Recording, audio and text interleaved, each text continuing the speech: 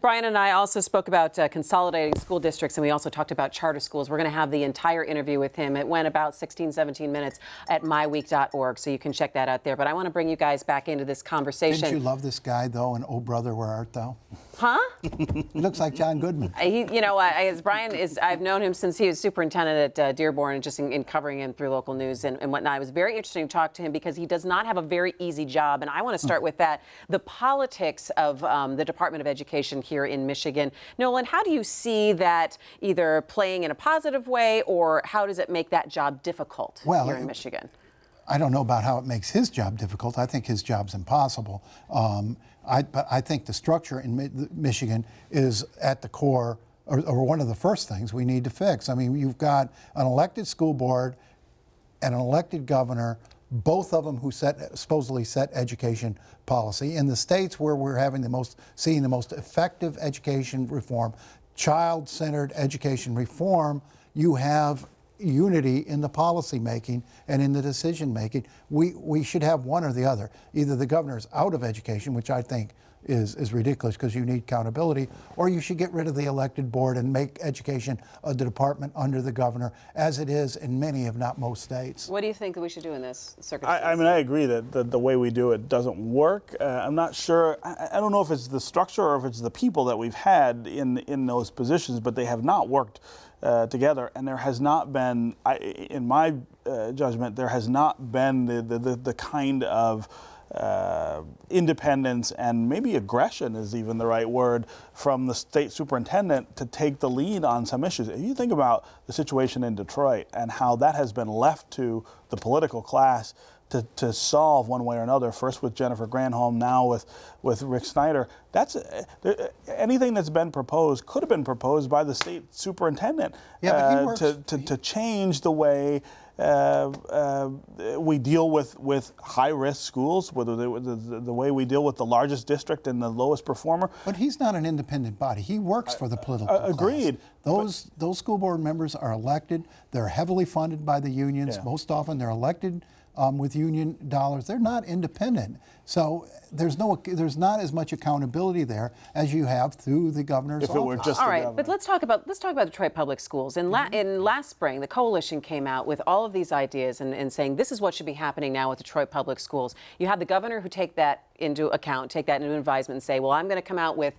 maybe a hybrid plan using some of my ideas, using some of the coalition's report. It is now September, and we are heading into the first week of school for these kids. There is not one amount of legislation that has come out. There is nothing that has moved this process forward. So where are we, Stephen? Let me start with you. Well, I mean, there are some bills being crafted, evidently, that will get introduced this fall to get all of this stuff done. Now, you know, with roads still clogging up the agenda, with some of the other things that they want to get done, I don't know that this will get a lot of breathing room in the fall session. And I'm not sure how committed the governor even is to getting it done this fall. So I think that's something that we're looking at more of as a long-term project, which is a real problem because the district is, again, still running out of money.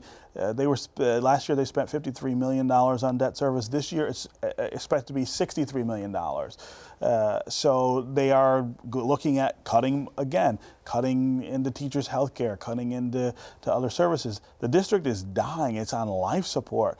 If we don't do something to radically change it soon, it's just going to, I feel like it's just going to waste away. Detroit Public Schools. And, you know, we heard the other night from someone very close to the process that they weren't going to get to this to 2016. I don't know how you can wait. You've got the emergency manager term is going to run out. And the governor said, I really don't want to appoint another emergency manager. I don't know what choice he'll have if he doesn't get this, if he doesn't get his agenda or some agenda in place.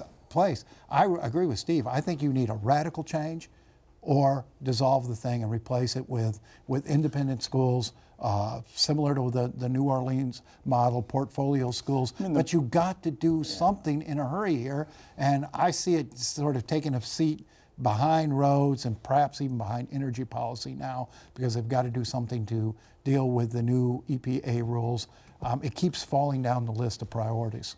Which is really unfortunate, because I think that everyone could agree in terms of recovery for the state and for the city of Detroit that you need to get that school system. And I think that goes to the larger picture of where we're looking at education and what Brian Whiston says. We want to make Michigan a top 10 state in the next 10 years. Is that feasible, Stephen?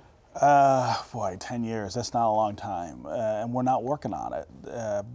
You look at the things that other states at the top of the performance chart are doing.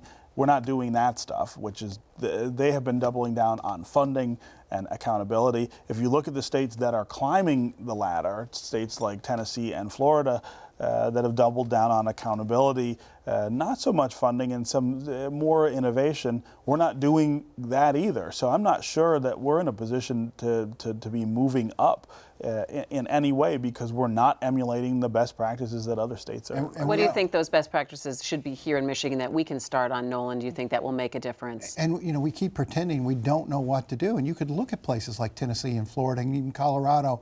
Massachusetts moved up rather quickly once it committed to a specific plan. Our problem is we can't get everybody behind a single idea. We can't stop fighting over control of the schools, over governance, tug of war over who controls the money, who controls the building.